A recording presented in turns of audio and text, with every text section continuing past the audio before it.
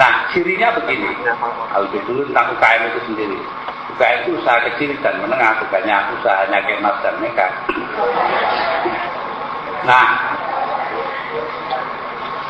Nah, pada ekonomi formal atau usaha-usaha formal itu dilakukan pembukuan teratur segala macam itu dengan audit dari publik auditor, dikenakan pajak tahunan dan seterusnya. Tetapi pada usaha informal itu tidak diterapkan pajak secara formal, secara resmi, tetapi tidak resmi. Tiap hari itu orang-orang yang ikut serta di dalamnya harus membayar retribusi. Tentunya di pasar-pasar itu kan, itu nggak terdaftar, itu usahanya jualan A, B, C, biasanya ya bikin kios tanpa didaftar, tapi tiap hari bayar retribusi. Nah, kadang-kadang dengan sogokan, kadang-kadang kita itu kayak terlepas dari itu ya. Nah, jadi inilah yang menjadi ekonomi campuran. Nah, saya rasa ini ditentukan oleh kualitas dari orientasi yang dikembangkan.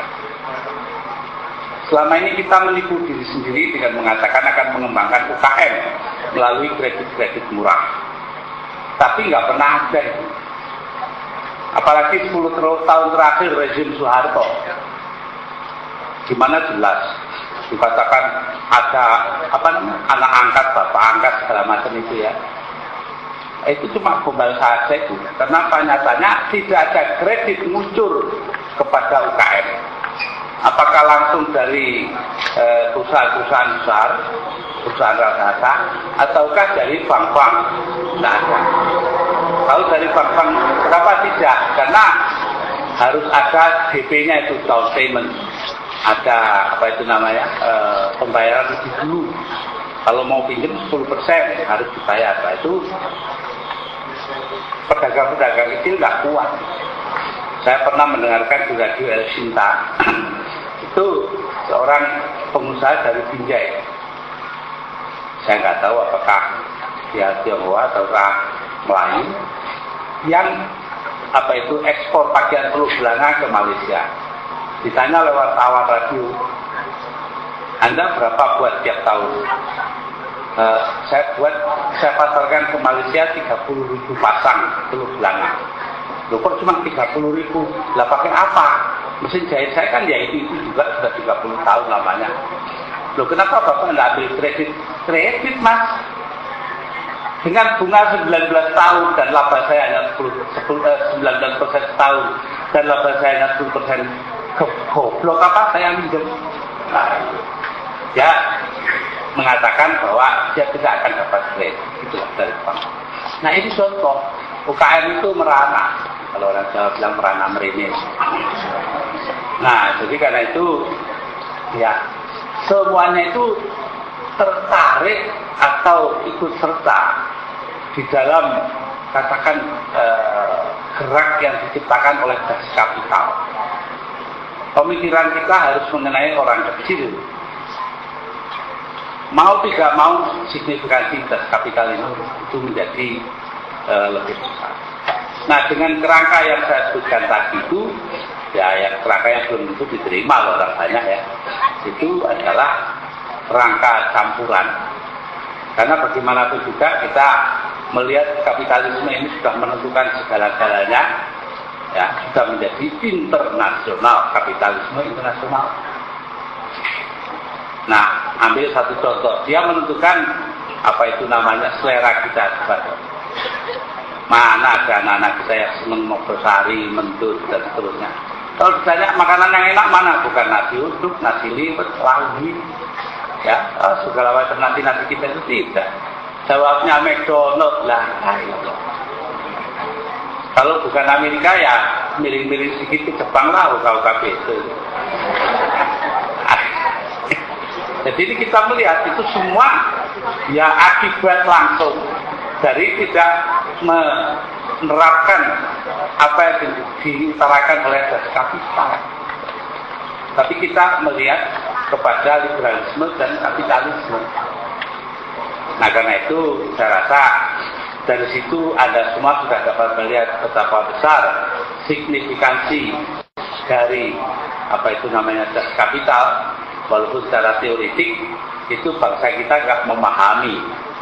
Nah, jadi ya kita, saya saja yang sudah 40 tahun belajar itu dulu ya, itu ya tak paham tanda, tapi ya hanya mengambil orientasi dari situ, hanya mengambil semangat roh daripada das kapital yang intinya adalah materialisme yang mementingkan kepentingan orang banyak. Nah itu.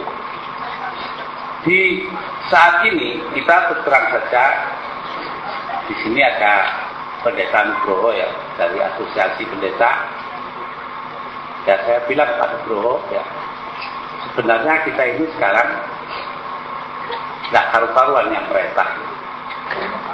Dunia ini ada diandaikan dua apa itu namanya orientasi pokok. Satu materialisme seperti di RRT, Rusia dan sebagainya. Dan ngaku atau tidak ada pada sejumlah pemerintahan, termasuk dulu di Indonesia. Ya ngaku atau tidak. Lalu di sisi lain ada yang dikatakan peradaban yang timbul dari pandangan-pandangan non-materialistik, katakanlah nilai-nilai agama.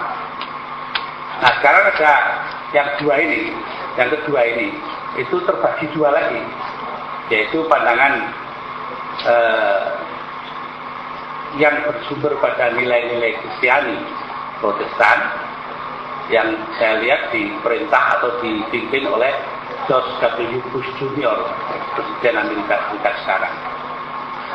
Dan yang kedua adalah orientasi ya yang menganggap dirinya spiritual yang dipimpin oleh Paus di Vatikan.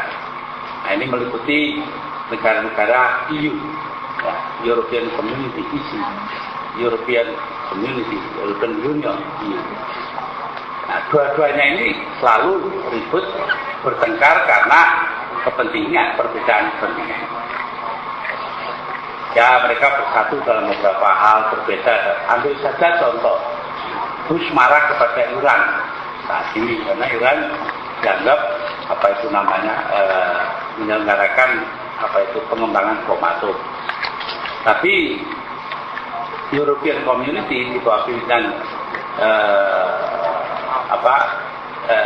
yang sekarang ini jadi presiden Jacques Chirac dari Perancis dan Gerhard Schröder itu tidak begitu katakanlah tajam kepada Iran karena mereka ditekan oleh RRT, karena RRT ini mau menjual mau membeli gas dari Iran untuk 25 tahun yang akan datang.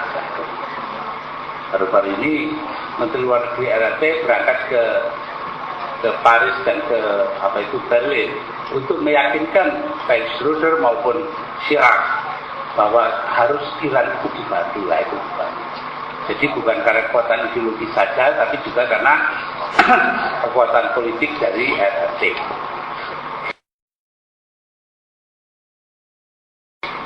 Saya bilang RRT ya, banyak orang RRT.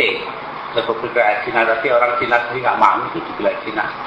Mereka bilangnya Tiongkok, atau kalau bahasa sana itu Cungko.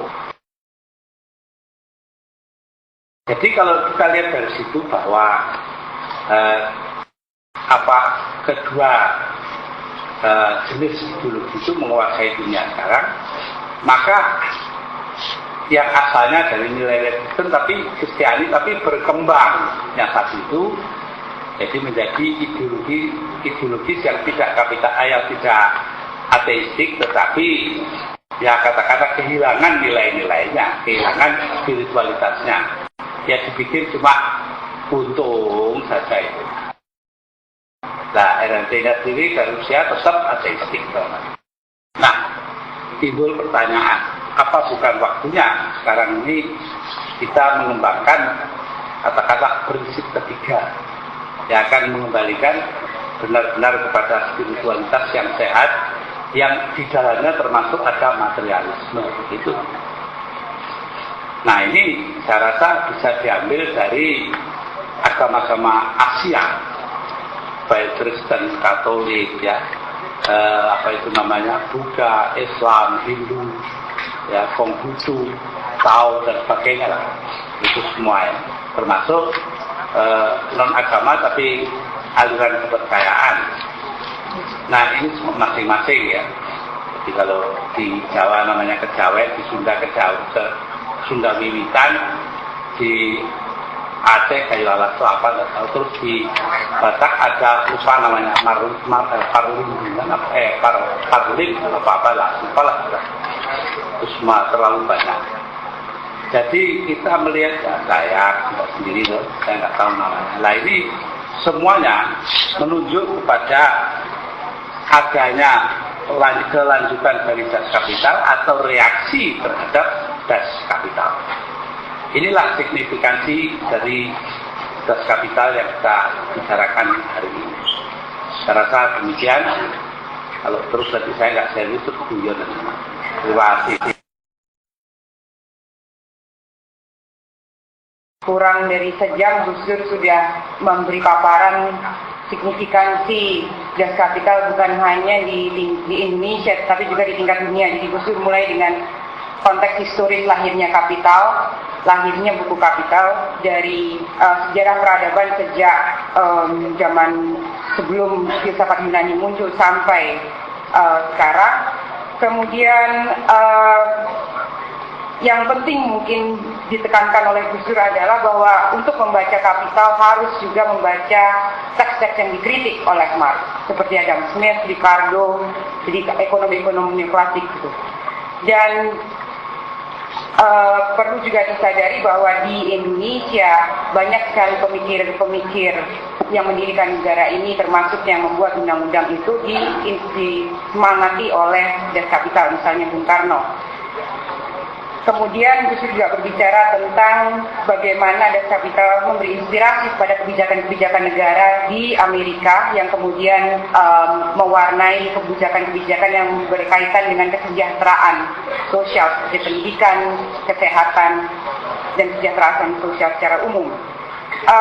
Yang terakhir, Gus Dur sebenarnya lebih banyak melihat tentang hubungan atau reaksi di tingkat internasional terhadap yang diinspirasi oleh das kapital maupun reaksi terhadap buku itu sendiri. Jadi bagaimana pandangan-pandangan materialistik yang diajukan oleh Marx kemudian berhadapan dengan pandangan spiritual, hingga Gus Dur beranggapan bahwa seharusnya mungkin ada jalan tengah di mana pandangan-pandangan itu bisa dicari sintesanya. Sebelum ada pertanyaan, mungkin kita bisa lanjut dulu ke Yusuf Ishak sebagai penerbit untuk menjelaskan mengapa das kapital diterbitkan pada tahun ini, pada saat ini, dan apa kira-kira yang diharapkan dari penerbitan buku ini. Silakan Pak Yusuf. Pertama-tama tentu terima kasih sekali pada Gus Dur. Bagi Hasta Mitra, hari ini hari luar biasa, istimewa sekali. Seperti saudara-saudara ketahui, Hasta Mitra ini cukup mengalami macam-macam, berbagai sensasi kita alami. Ini yang saya katakan sensasi, penerbit yang sebentar-sebentar bukunya dibredel. Kami ini dikenal sebagai penerbit buku-buku Pramudia, dan selama kekuasaan Soeharto buku-buku Pram itu selalu dibredel. Sebenarnya Soeharto berjasa sekali pada Hasta Mitra. Iklan gratis yang dia berikan, dengan itu Hasta Mitra